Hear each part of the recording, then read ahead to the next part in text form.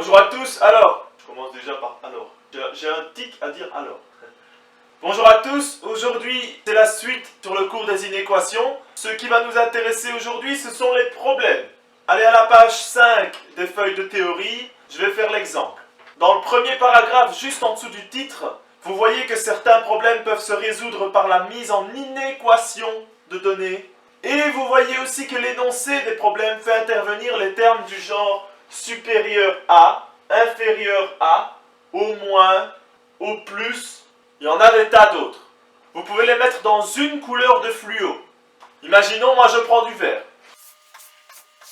Pour l'exemple, Corentin économise 2 € par semaine, sachant qu'il dispose déjà de 14 € d'économie. Combien de temps au moins doit-il économiser pour se payer un appareil à 46 €? Pour résoudre un tel problème, surlignez de la même couleur qu'ici le terme qui vous fait penser à quelque chose de similaire par rapport à ces termes-ci. C'est bien au moins qu'il faut mettre de la même couleur. Ce qu'on nous demande ici, c'est combien de temps doit-il économiser? Donc l'inconnu, c'est le temps. Qu'est-ce qu'on nous dit à propos du temps dans le problème? Qu'il économise 2 € par semaine.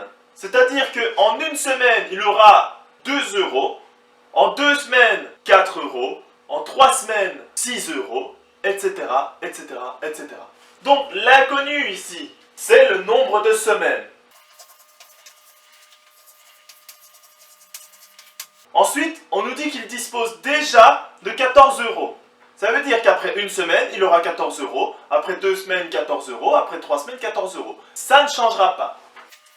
Ce qui va changer, ce sont les économies qu'il fera au cours des semaines. On a dit que chaque semaine, il mettra 2 € de côté. 2 € de côté par semaine. Et il veut se payer un appareil photo à 46 €. Donc ses économies doivent être plus grandes ou égales à 46 €.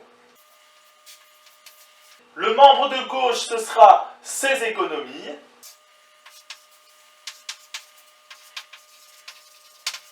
Et le membre de droite, le prix de l'appareil.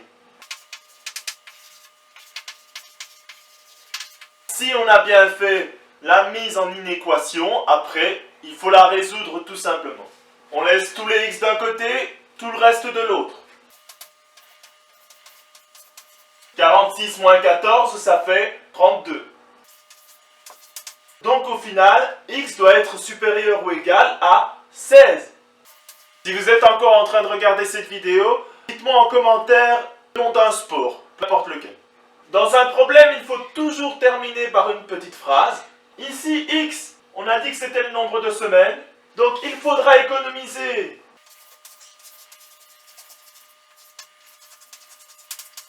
pendant 16 semaines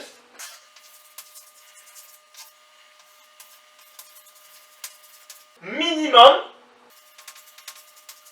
pour s'acheter l'appareil photo.